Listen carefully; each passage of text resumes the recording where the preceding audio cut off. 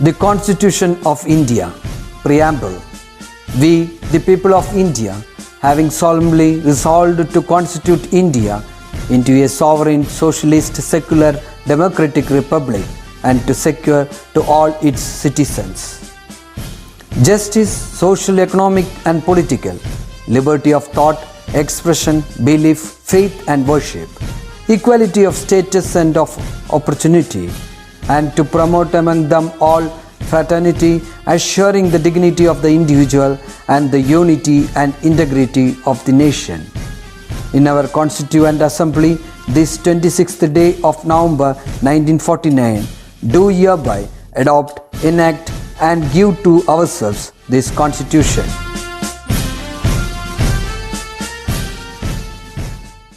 Hello my dear children, welcome back to social science class.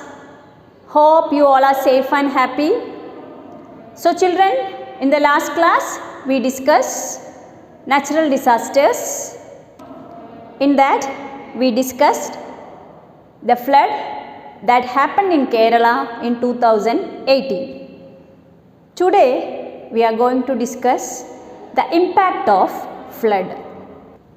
Okay, so children, the damage and destruction caused by the flood 2018 can never be estimated.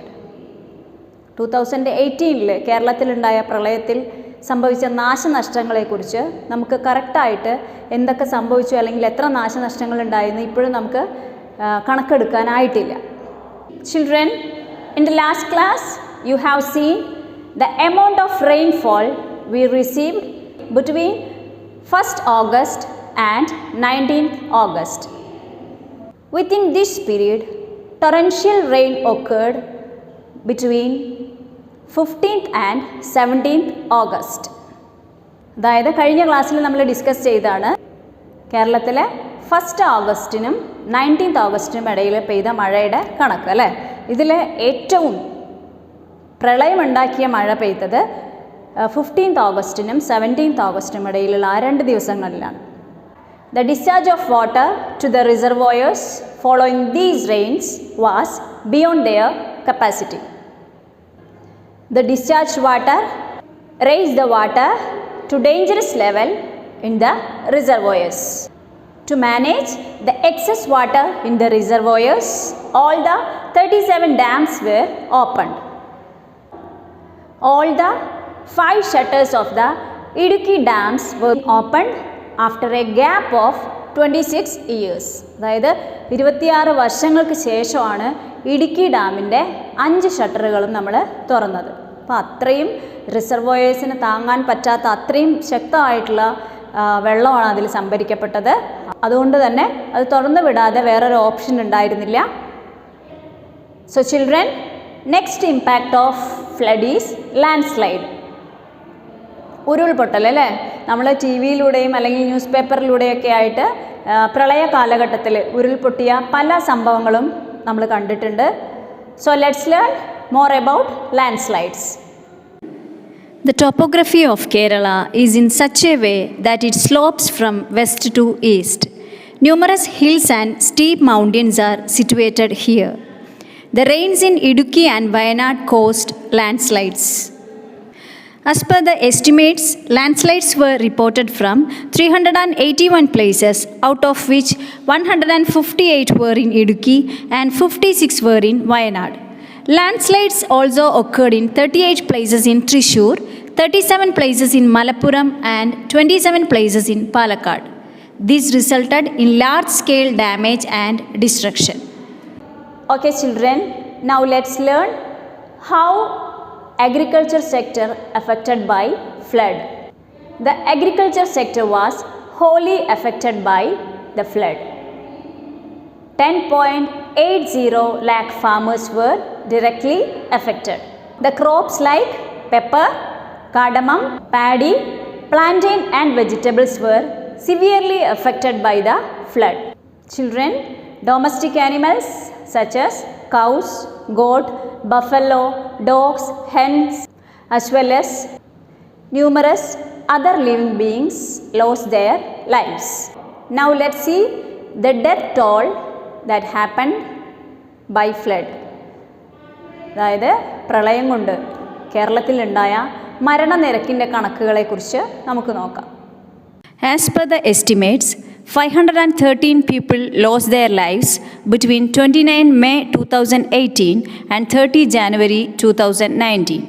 Of these, 208 were drowned, 152 died in landslides, and 153 died by other means. Now let's learn about relief camps.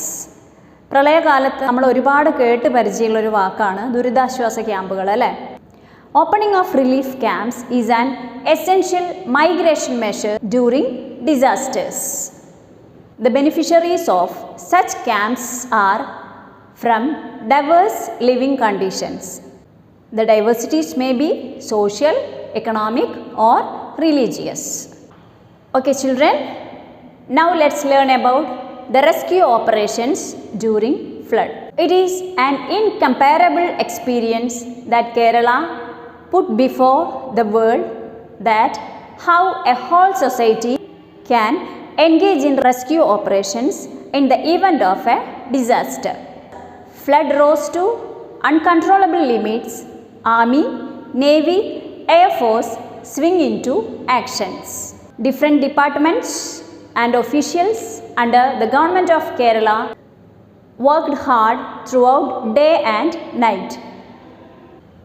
The people from unaffected regions helped the worst sufferers in cash and kind by avoiding Onam celebrations. ആ സമയത്ത് ഓണത്തിൻ്റെ ആ ഒരു സമയമായിരുന്നു, അതെല്ലാം മാറ്റിവെച്ച് ഓണം സെലിബ്രേഷനൊക്കെ മാറ്റിവെച്ച് പ്രളയം ബാധിക്കാത്ത ലോകത്തിൻ്റെ പല സ്ഥലങ്ങളിൽ നിന്നുള്ള ആളുകൾ പ്രളയബാധിതരെ ഹെൽപ്പ് ചെയ്യാനായിട്ട് മുന്നോട്ട് വരികയുണ്ടായി. So children, now let's learn how we can prevent flood becoming a threat. അല്ലേ, പ്രളയം ഭീഷണിയാവുന്നതിന് മുമ്പ് നമുക്ക് എന്തെല്ലാം കാര്യങ്ങൾ പ്രളയം വരാതിരിക്കാൻ എന്തെല്ലാം മുൻകരുതലുകൾ എടുക്കാൻ പറ്റുമെന്ന് നോക്കാം. Fields, ponds and wetlands are natural sinks of rainwater. There has been a trend of reclaiming the paddy fields and wetlands for other commercial purposes is increasing in Kerala in recent decades. The total area of paddy fields have considerably declined in the last 50 years. The filling of low-lying regions in large scale obstructs the percolation of water, which in turn causes floods. Massive demolition of hills, rock quarrying, sand mining from rivers may lead to negative environmental impacts. Considerable decline of natural forest and transformation of forest to croplands in Western Ghat regions have caused massive soil erosion, landslides and flash flood.